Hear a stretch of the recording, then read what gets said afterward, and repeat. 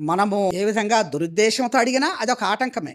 హృదయంలో పాపమును లక్ష్యము చేసి అడిగినా ఆటంకమే. మనము క్షమించలేని హృదయము కలిగి దేవుని సన్నిధిలోకి వచ్చి ప్రార్థించినా అది ఆటంకమే. గృహాలలో ఇటువంటి అల్లరి జగడాలు పెట్టుకొని ఆయాస హృదయంతో వచ్చి దేవుని సన్నిధిలో ప్రార్థించినా అభ్యంతరమే. ఈ హృదయంలో నుంచి ఏమైనా పాపము నిన్ను పట్టి అలాగే నడిపిస్తూ దాన్ని విడిచిపెట్టలేని తొలగించుకోలేని స్థితిలో ఉన్న అది ఒక విగ్రహంగా ఉంటే అది కూడా అభ్యంతరమే. దేవుడు మన మనవి వినకపోవటానికి ఇవన్నీ కూడా మనము కలిగి ఉంటే మన ప్రార్థనకు ఆటంకాలు అని గుర్తెరగాలి. అందుకనే మనమందరం కూడా శుద్ధ హృదయంతో, ఎందుకంటే మన దేవుడేమో ప్రార్థన ఆలకించువాడా సర్వ శరీరులు నీ యొద్దకు వస్తారని అక్కడ దేవుని వాక్యం ఉంది.